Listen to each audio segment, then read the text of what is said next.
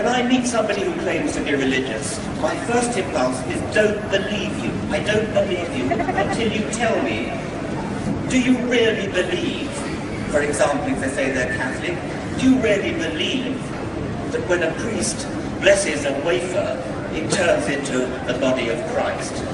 Are you seriously telling me you believe that? Are you seriously saying that wine turns into blood? Mock them, ridicule them.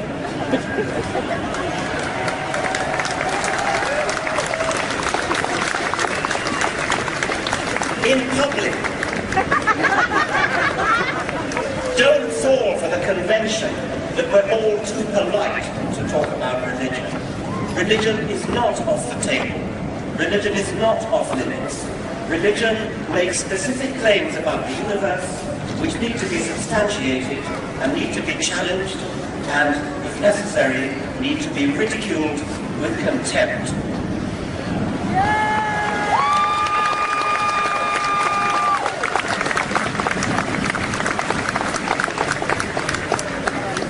Just in March, Richard Dawkins and others were on the Mall in Washington, D.C. for their Rally for Reason, an atheist march. 10,000 showed up. And Dawkins told the crowd they should ridicule religious people. Let me quote him. He says, "Mock them, ridicule them in public. Their beliefs are insane, therefore they should be ridiculed with contempt." It appears he's reading from an old script that goes all the way back to Hosea, isn't he? You know, when I heard that and read this, I read it hours before my talk at the University of Hawaii. And interestingly, that the University of Hawaii has one of the leading departments globally on world religions. Some of the finest minds years gone by used to use some of their writings and so on. I began my talk by saying I support what Dawkins says, that we should ridicule people with religious belief. And I would recommend that he begin that statement in Saudi Arabia and let him start. And the audience just roared, you know, so there was maybe nasty comment to make.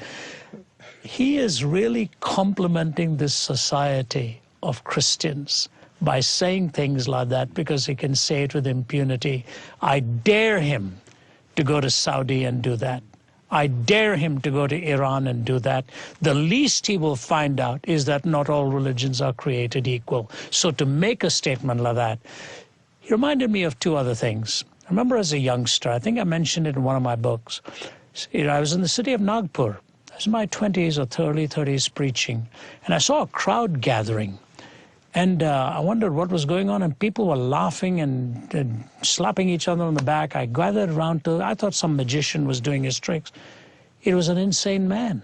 It was a man who was unclothed, literally with stones and stuff, scratching himself, dancing, behaving in a sad way.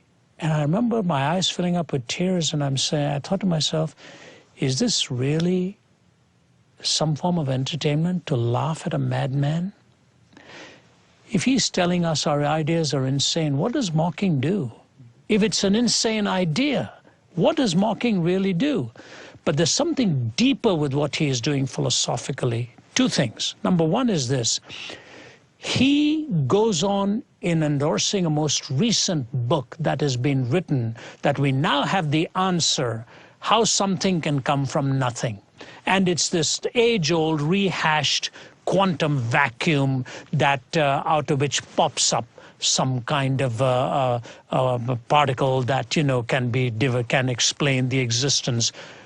First of all, it's a misuse of what a quantum vacuum is. No quantum theorist actually tells you that a quantum vacuum is nothing. It's not no thing.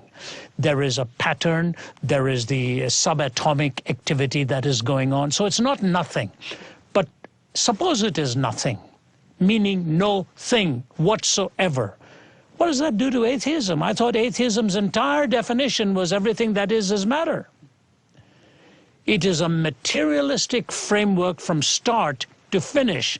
But if the starting point is nothing, then it's not a materialistic framework, it's nothing. And if you're starting from nothing to explain everything, then why not end up in nothing, including meaning? So who's to be mocked here?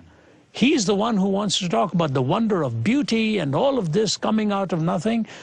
That's the insane idea then. That's the thing that needs to be mocked. He's making something out of nothing, making it appear to be nothing, out of which he wants to build everything.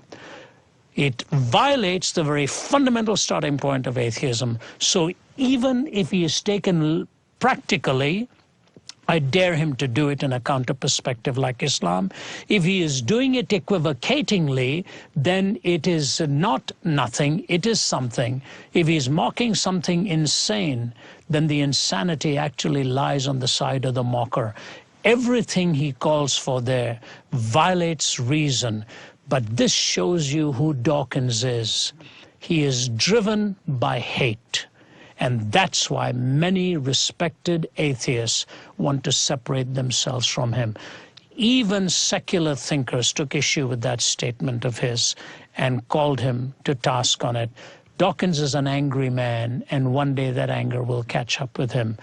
In a world of civility, you do not mock a counter-perspective. You dialogue with a counter-perspective. You mock a counter-perspective, you provoke the baser instincts in a human being.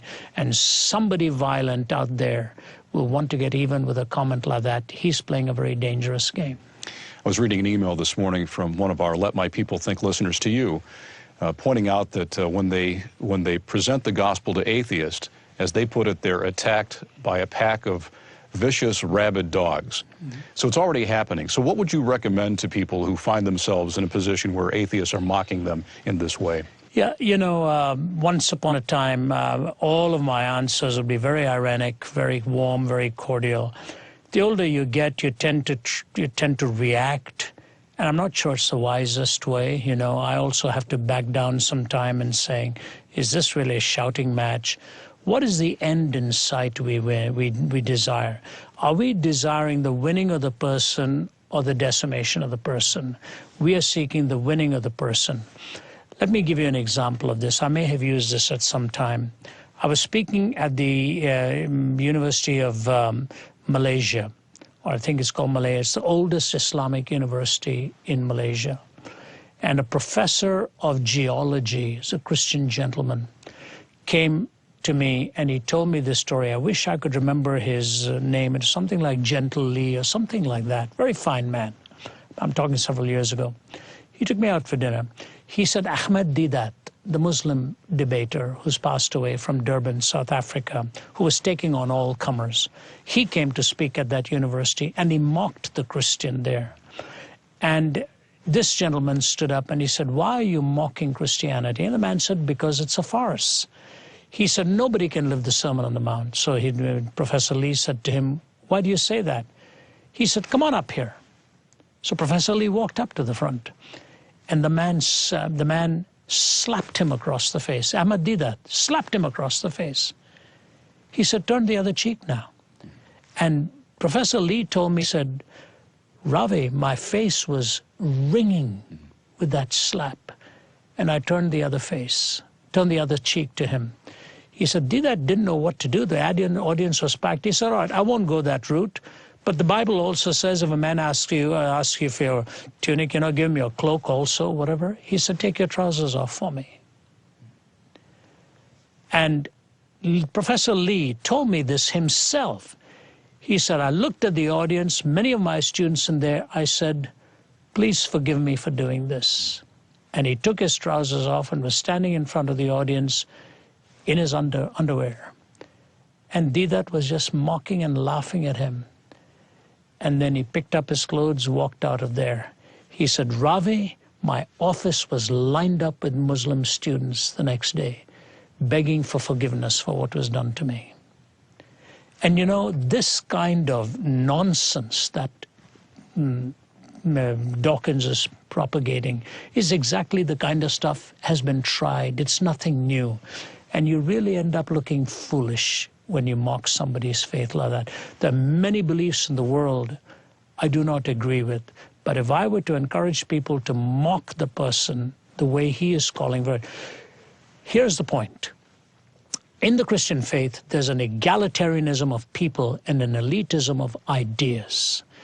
People are equal, ideas are unequal. Let ideas be pit against each other, but don't take away the egalitarianism of the person. Don't rob the person of his dignity or her dignity. Take the idea, take it to its logical outworking. That's not mocking it. That's reasonably interacting with it. But if you're mocking an idea, you really don't mock an idea. You mock a person. Because the idea doesn't care if it's being ridiculed. The person does care. And I think Dawkins is on a wrong track, and I think sooner or later he'll take a back step and try to recast this in exactly what he means. But the true ideas that he has really are to mock people and denigrate them. This from a man who studied in an institution where the motto was, who taught in an institution where the Lord is my light. And if they had mocked him, they would never even have given him the position to teach.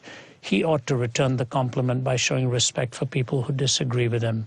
In a world of hate, mockery will engender more hate. And if that's the world he wants, that then tells you what his brand of atheism actually is.